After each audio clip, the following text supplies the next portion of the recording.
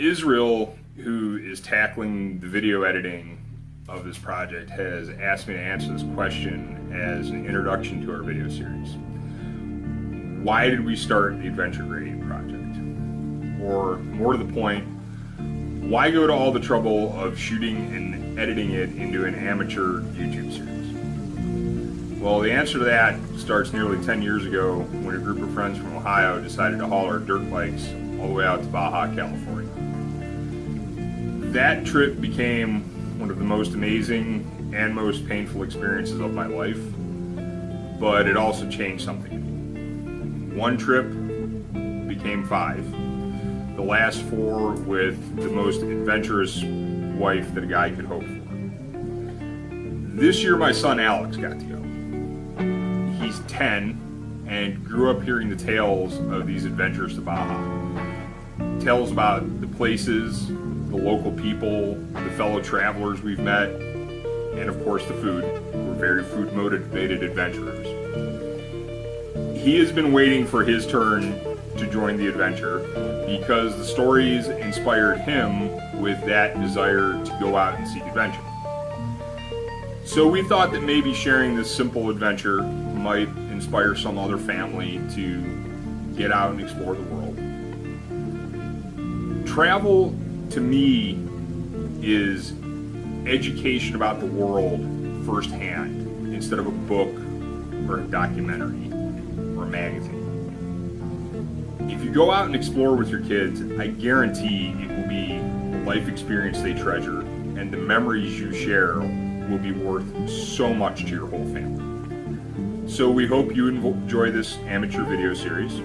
You're going to get to meet some very interesting people and see some amazing sights. And yes, there will be pictures and video of food as well. All right, Israel, get cracking on the editing.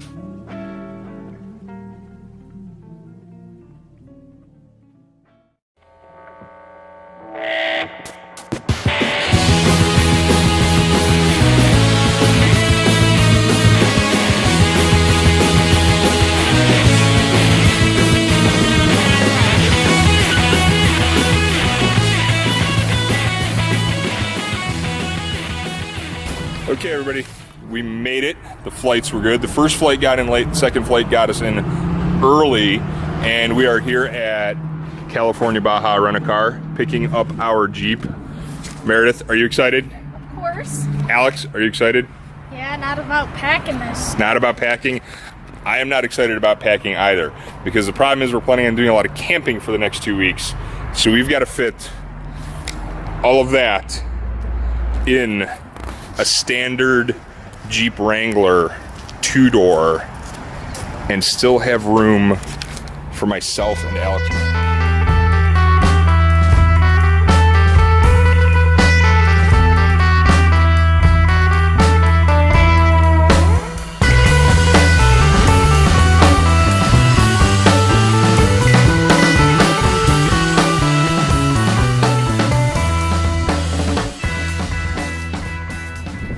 And that's it. There's gear for 2 weeks and camping gear.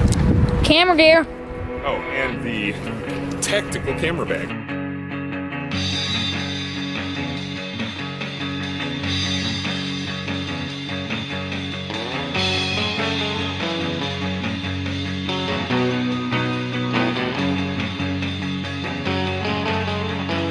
Okay, so Alex, Mexico so far. What's the first word that comes to your mind? Scary. The winds were scary enough for me when I was waking up, but then you swerving around the tires scared the life out of me. So theoretically, this should have been a boring sprint south from the border just to get to San Felipe. But somehow, nothing ever goes as planned in Baja. We always have some epic something happen. The 2-hour sprint from the border to San Felipe somehow turned into this grueling slog due to extremely high winds along Mexico Route 5 that were blowing the Jeep all over the highway. Of course, we had this grand vision of getting here in the daylight and letting Alex take pictures of his first time in town, and it's 8:30 local time, which means it's 11:30 back at home, and we've been up since 4:30. Oh man. Yeah, I'm like Long, seriously awake. long I day. swear I've had like at least 3 naps today. It must be nice, dude, because I had to drive. So, does anybody have the energy to go get tacos still? Okay, you stay here. Meredith and I will go get tacos with her. I'm going to get churros. Bye.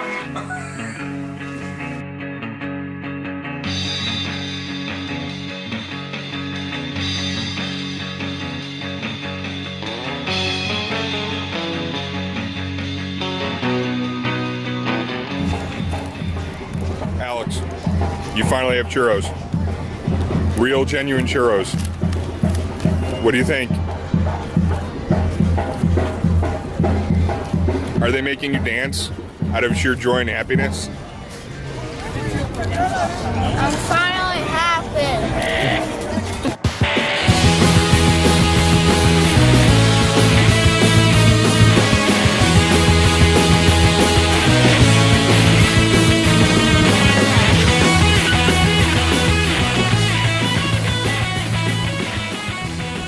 Okay, so I promised our crack video production team back at home that we're going to try and do a video diary every evening and a little video at the beginning of each day to tell where we're going. And as you can probably tell by the scenery behind me, we're already in Mexico and we haven't done a whole lot yet. We've got a pretty good reason to cross the border into Mexico and lost 45 minutes there trying to find the immigration office to get our FMM stamped.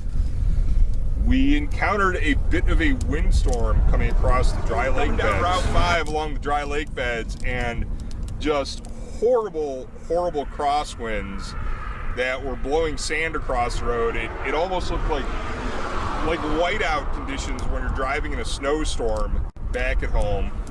And it's pushing the Jeep all over the place. And a truck blew out a tire and the car in front of it ran over it, and we had to swerve around it, and I thought it was gonna flip the Jeep over, and Alex was asleep. And did that wake you up, bud? Yeah, I was actually like first waking up, and then I woke up to.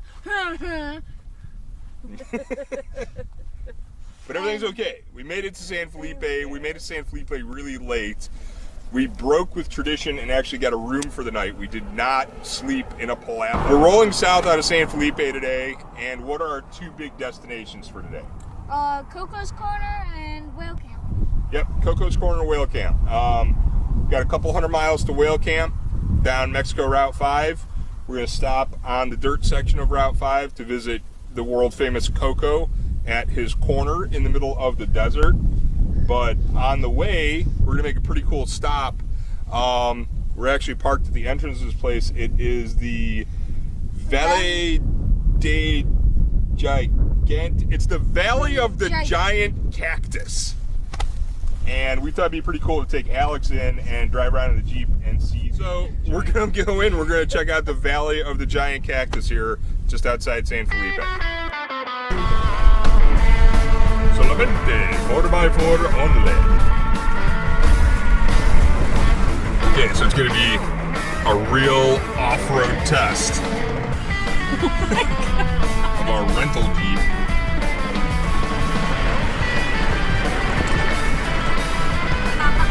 Whoa! Oh shit. Almost missed the turn there.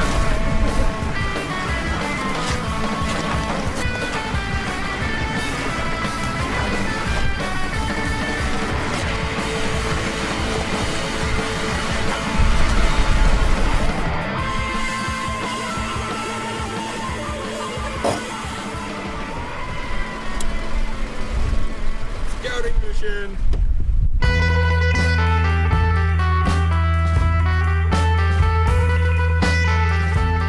Good to know. Somewhere we have taken a wrong turn. I know where.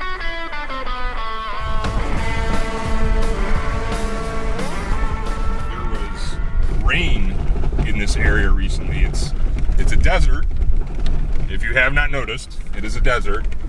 And the eastern side of the Baja Peninsula very rarely gets rain, and there was rain recently, so a lot of the flowers you're seeing, or that we're seeing, it's kind of rare because they only bloom on the rare occasions that you get rain in this area.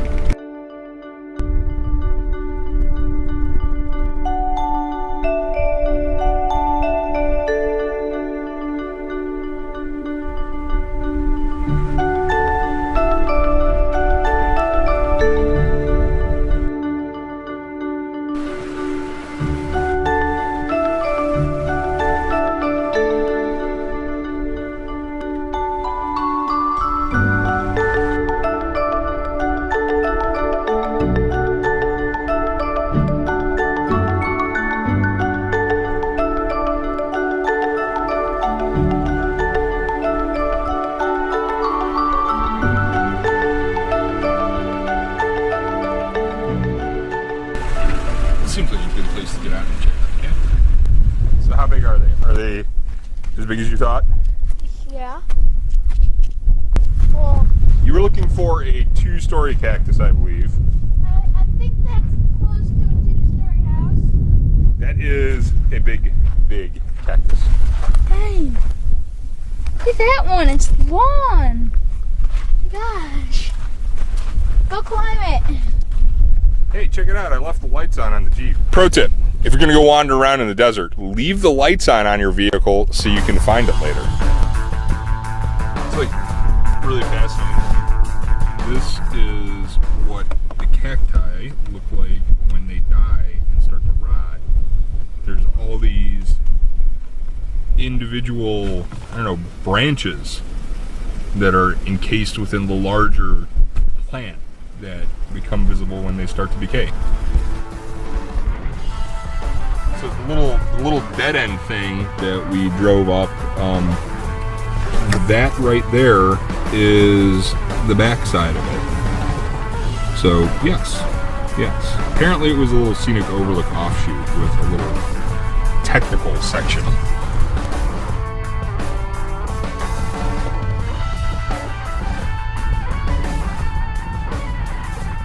What is our next destination today? Coco's Corner. What do we bring Coco to hang on his walls? We brought him an Ohio flag. In lieu of, the traditional gift, which is ladies' undergarments. Meredith, didn't you leave a pair of ladies' undergarments nailed to the wall at Coco's Corner many years ago? Yes, I did. And didn't your particular ladies' undergarments end up appearing in a short documentary film when some motorcyclists from Canada stopped at Coco's Corner? Was it the Canadians or was it the South Africans? Well, it was the South African Ride Report on Adventure Rider and the short documentary film done by One Wheel Drive Channel out of Canada. So, both, actually. Making Meredith's undies internationally famous.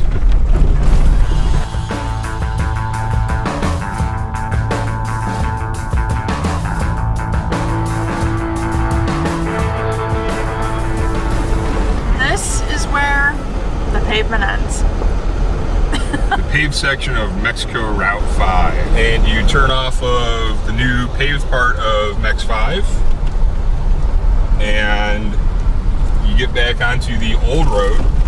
So yeah, up until a few years ago, this road that we're on right now, this was the main highway from the town of Puertecitos, which is about 50 miles behind us, all the way through this area and out to Mexico Route 1, which is about 30 miles ahead of us. This is what it was, and this is technically an interstate highway.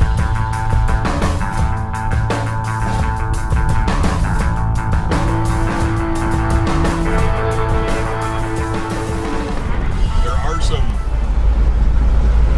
beautiful vistas over these canyons that we're passing through. A lot of cactus down on the canyon floor. Off to the right.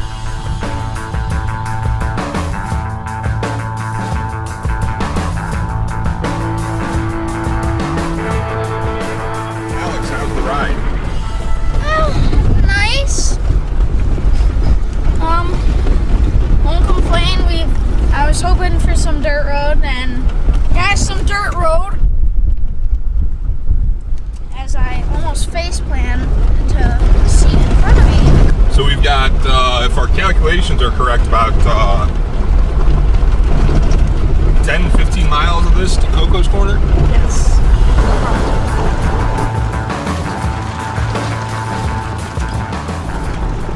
So Alex, where are we? We are about to roll into Coco's Corner, which is in the distance.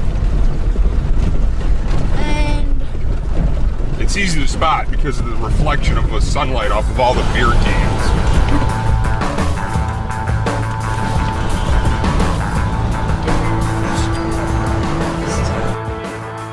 There's something very important that everybody has to do when they're at Coco's Corner. what? Everybody that comes, everybody that passes through has to have a beer. Now you can't have a whole beer, but I can let you have one little sip. Come on. What you? Come on, come on, come on. Come on here. Oye. Oye, niño, muévete, muévete, muévete. Okay. Okay. Drink. Little sip. Yeah, more.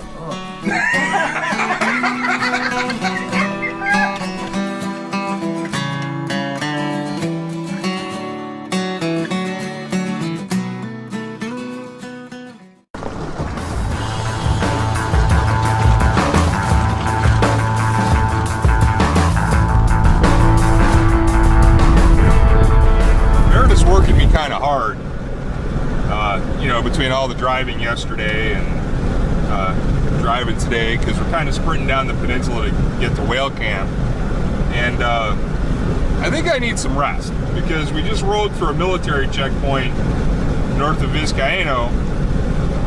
It's our third military checkpoint in less than 24 hours. And the guy started to talk to me, and I'm kind of a little bit punchy from this grueling pace that Meredith has me keeping up doing all the driving. And I proceeded to tell the young soldier at the checkpoint that I no habla inglés.